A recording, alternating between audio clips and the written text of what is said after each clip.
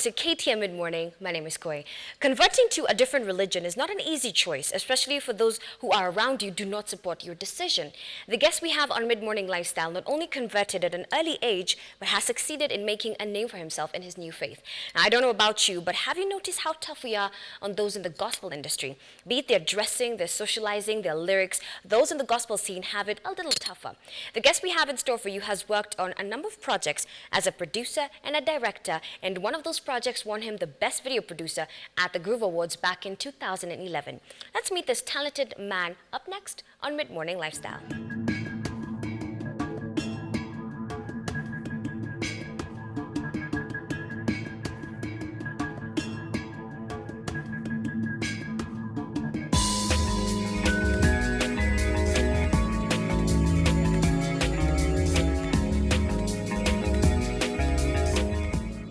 G Blessing is a born again person and a gospel producer and a video director.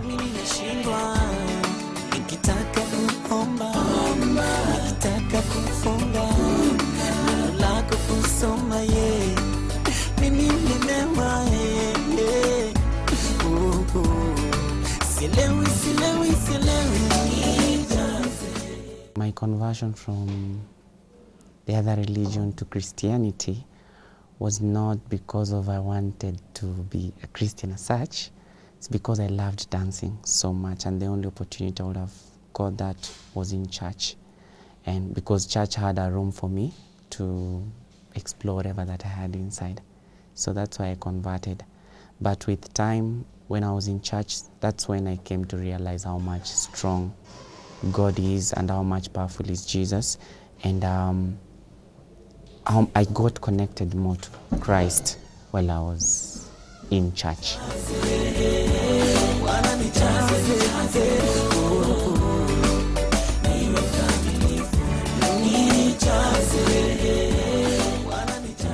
After my mom passed away, actually, I was trying to do a lot of things to comfort me or to get a place where I can get love and things like that. So 1 year after, that's when I left from my uncle's place to the street. Okay. I was in street like for 3 years, and it was challenging, very, very challenging. You try to sell coonies to get a meal, place to sleep, and things like that. But still, I had passion in dancing. That's music in general and in church also. So after 3 years, I think I met a pastor who was so interested with me, and he agreed to accommodate me and to be like a father to me.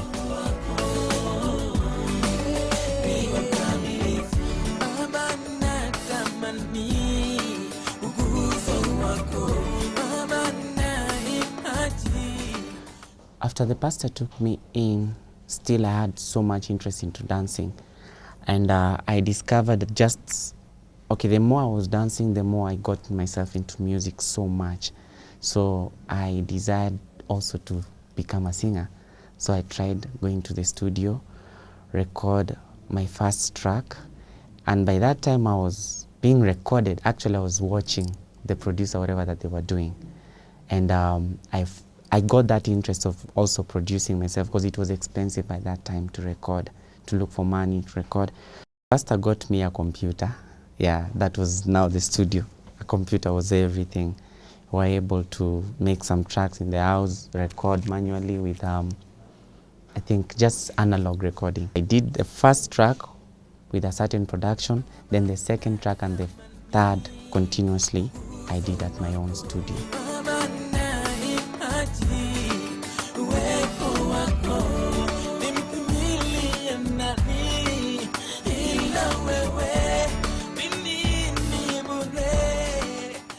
From audio production, I gained a lot of interest in video also, because the guys that had surrounded me by that time did not have enough, at least to shoot video or what. So I had to do both, do the audios and video at the same time, just hire equipment and do video.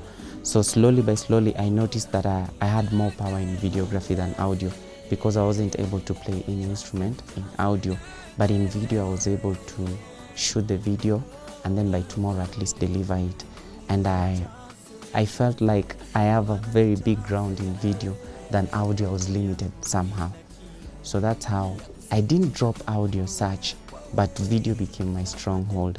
So I can do a couple of audio that does not make sense, but one video that makes sense. So that's how I ventured into videography. It's music, Link International. It wasn't easy. Number one, I had to know my purpose first, what God has called me to do. And I thank Him because so many people struggle to know what they are called to do. For me, I found out what I was called to do very early. And my working was to link people to their destiny. That's my calling. It doesn't matter if it is music or anything. So that's why it was easy for Link to come this way, and because I know the vision of Link and I know what I'm supposed to do. This one today I dedicated to you. Link video started like 7 years ago. We started as Bitlicious. That was an audio part of it. Then getting more opportunity, I went to work with Bishop Ben Bahati back in Eldoret, in LBDS. Then after that I worked with Rafton. And then after Rafton Lamstan record, I did some videos for him. And then after that I went and worked for RK. After working with RK for quite a while, that's when I realized that I can stand alone, do my own good production, which was now Link. Link was formed after I worked for RK for some time. I give it to you, even my family. Okay, every time I've done gospel production, it's memorable for me because every song speaks differently. So we can be on the scenery and something just happened. Like for example, I was doing one of the ladies' video and vitu zilikuwa so serious, like you felt the glory of God around. And also when I was doing a secular video, apparently there are some things that I don't allow in my production, like drinking and smoking. You sign a contract, you're not going to do it. But there's a certain artist who breached the contract. So memorable thing was I walked off the set to Karudi, Nairobi. So that was like, okay, it's something that I'll always remember.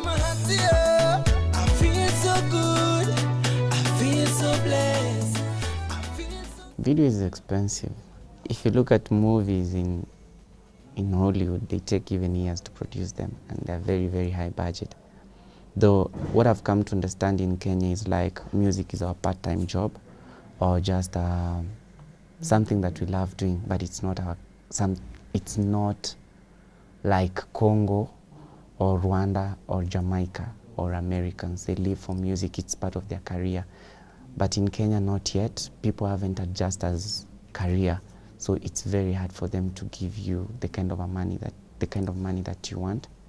But it's now building up, and at least the cheapest video that we do nowadays is about 100.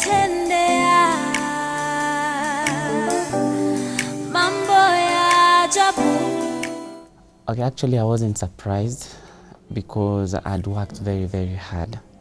And on 2010, I tried to submit, though I was not even nominated. So I cried, actually. I told God, you've seen I've worked hard, but I won't stop working hard. I'll work hard, and the next time they do a mistake of nominating me, I'm going to win it. And apparently, yes, so I wasn't surprised at all. I knew I'm going to win it.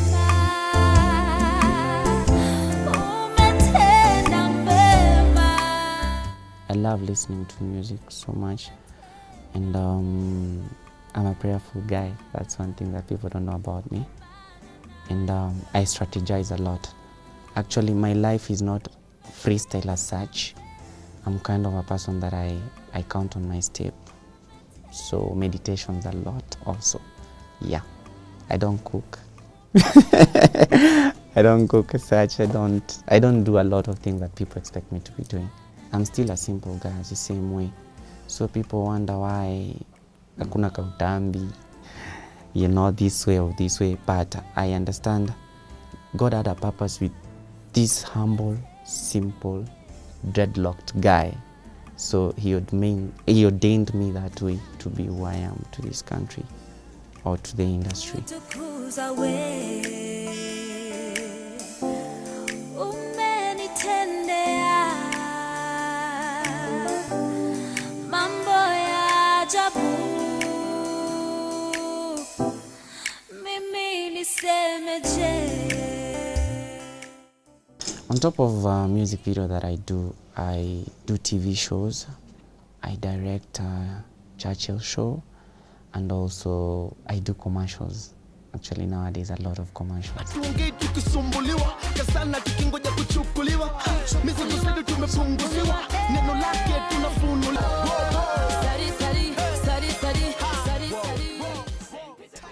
But one thing that keeps me going is like, this life is not about me. There's a greater person, which is God.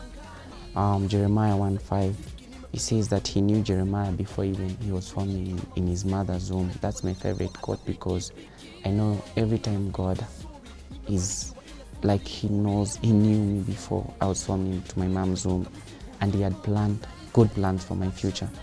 So the only responsibility I have is to flow with him.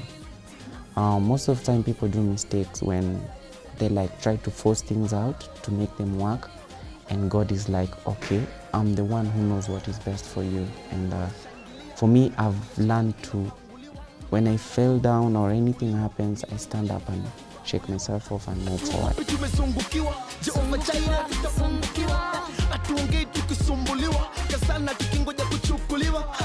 If my relationship with God limits me from someone working with me, then it's okay, I don't mind. But I don't feel like, actually I'm getting a bigger client base now that I have. It's in secular, because they feel that born again people won't steal away from them and they won't lie from them. So they have full courage.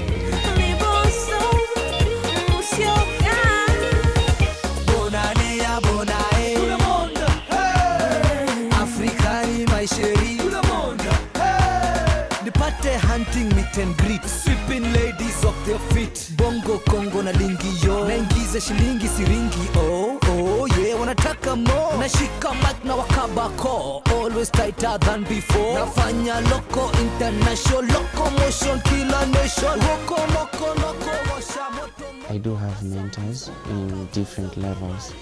Like number one, I have Pastor William Vemba. He's my dad. And he's a person who realized what God had put in me before even myself realized. So Pastor William Vemba is my mentor. And also I have RK, he's my musical father, because we talk a lot. He's been in the industry for a very, very long time. We have a lot of studios in Kenya, but his name is bigger than so many. So he's my mentor, because I'm tapping into that anointing and I respect him so much. And also I have a young man like me, maybe he's older actually than me, but he's young. His name is Pastor Andrew Young. He's also my mentor. We talk a lot.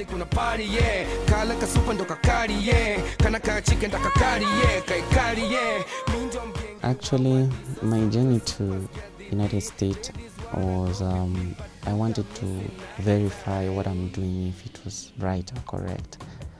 Apparently, after doing video for 1 year, everyone was like, whoa, you guys are the best, you're doing good stuff, but I wasn't feeling it inside me. It's like new batisha every time. But to go to do the crash course that I was doing, I just wanted to verify if I'm on the right track, if what I'm doing can be acceptable outside Africa and also the world in general.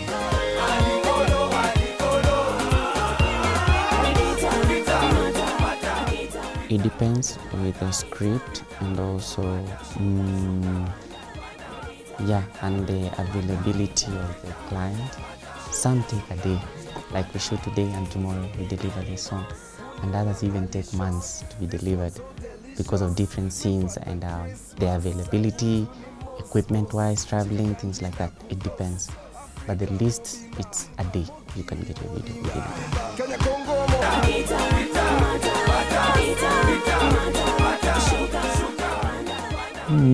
Not very, very slim.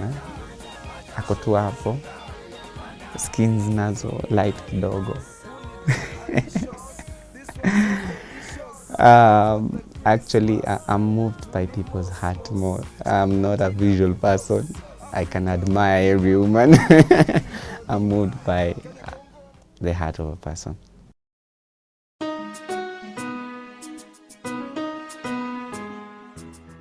It's challenging because everyone wants to do their thing, but the same way, I have this belief that the same way you wrote your song, when you come to me, it's the same way I'm doing the composition again. So I'm creating a new thing out of what you've done. So give me a chance to do my gift as the same way you've done your gift. Yeah. So that understanding between a producer and an artist, it's very, very hard so many times. Yeah. I've done videos, I feel like, whoa, this video is good. Then the client sees it, says, no, I don't like the color. I'm like, what do you know about colors? I know more than you do, and you try to put effects that make sense to you because it's your gift. Them, they don't see it at all. So that's a challenge, working with people that they don't know where they're going.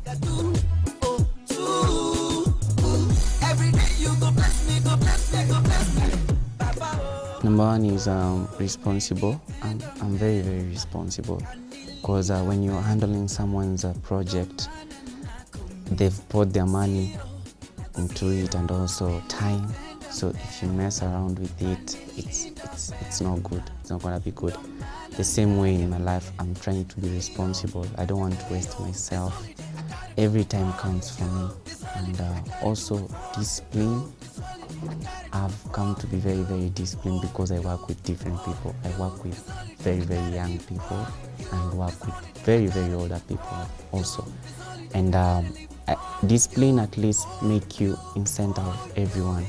And when they feel that you're humble and kind, everyone can interact with you very, very easily. Actually, I've done a lot of sacrifices. I've denied myself a lot of things that young people at my age would want to have. And I sleep less time. I work a lot. Sometimes people say that I'm a workaholic. And my life is occupied by what I do actually every time. Like 90% or 80% of my time is working and working and working. Yeah. A good time.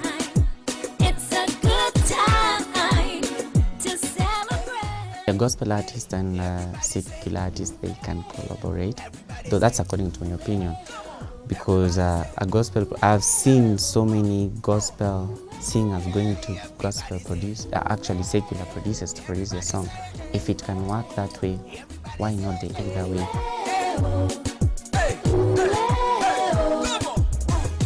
Umenipa nguvu za kusimama. Nanipa motisha wa kuendelea. Baba, Baba, Baba, nisemeje. Hey, hey. This is my holiday. My holiday. This is my holiday. I feel that so many artists mistake that their interest of music is their gift, so they'll continue struggling. So when you want to venture into music, you need to be very, very sure, and you need to see your difference from the rest, so that ukikuja, you don't say, I'm the next Willie Paul.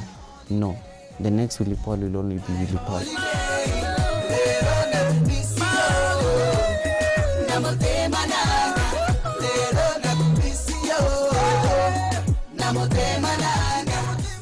Let's continue with our discussion on Eve Sisters coming up next. Who run the world? Girls. Who run the world? Girls. Who run the world? Girls. Who run the world? Girls. We run the world.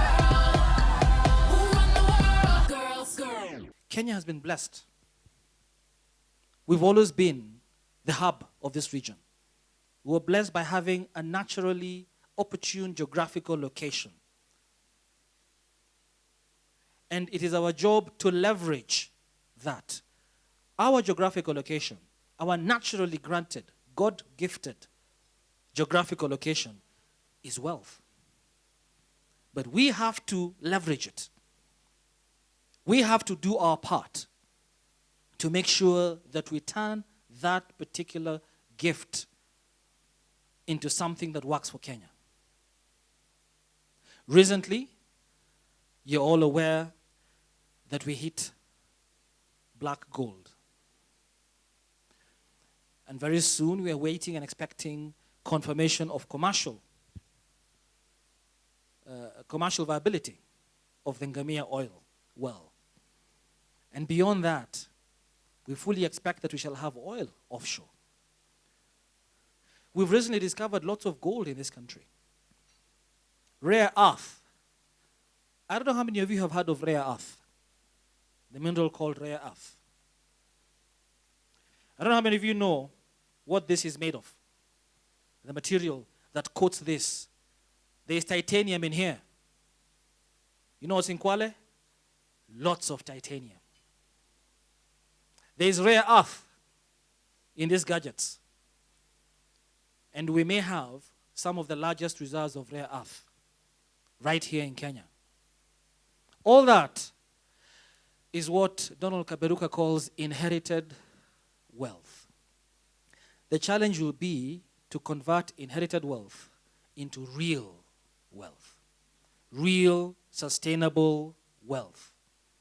And we have what it takes because we have something, wealth-wise, much more valuable than any gold or oil or rare earth. And that's you and me. The human resource capacity that has propelled Kenya from where it was to where it is today. Over the years, even as we've been beating ourselves up, we have retained an advantage in terms of human capacity. And you cannot say that that is colonial heritage. Because I wonder how many of you in this room were born in 1963. Many of you went through the education system of an independent Kenya, and you're now among the best in Africa and in the world. But even that wealth is inherited, in my view. And it can go to waste. It can go to waste if we have the wrong mindset and the wrong value system. It can go to waste if we keep saying the glass as half empty, as opposed to a glass that is half full. I started by saying that we have a Vision 2030 whose objective is to transform this country from a third world nation into a developed nation, a prosperous nation, one in which all have a high quality of life. But we may need, or rather we will need to cast away our third world, third class mentality to do that. Because a third world, third class mentality is wasting our great human capacity, which we have. You know, when I remember when the Museum Hill roundabout was coming up, even as the pillars were coming up, we had doubters. People would say, you mean you were serious? You're actually going to? No. Even as the pillars were coming up, there were doubters. Why? Why? When we look at Thika Road today, there's been articles about the way Thika Road is killing people. And the question I always ask is Thika Road killing anyone? No. Human beings are killing each other. Whichever way you look at it, whether it is the contractor not having adequate road signage, whether it is the policemen who still think that on a four-lane highway you can have those little spikes on an expressway, whether it is the way we drive or Matatu drivers drive, whether it is the pedestrians, you name it. It is not Thika Road. It is a third world mentality. We need first-class mentality for a first-class system. First-class infrastructure must go with a first-class mentality. And so all I want to ask of us today, and all I want us to pray for today, Dr. Cindy Trim, is a mindset change, value systems. We need to look at our value systems, and in fact, as we embark on the second medium-term plan, because we're just about to complete the first 5-year medium-term plan of Vision 2030, and we're reviewing it now to go to the second medium-term plan that begins next year. we are going to entrench a value systems approach to Vision 2030. And in fact, what we call the foundations today, which is infrastructure and macroeconomic stability and innovation and public sector reforms, will have an additional foundation, the foundation of foundation, which is going to be value systems.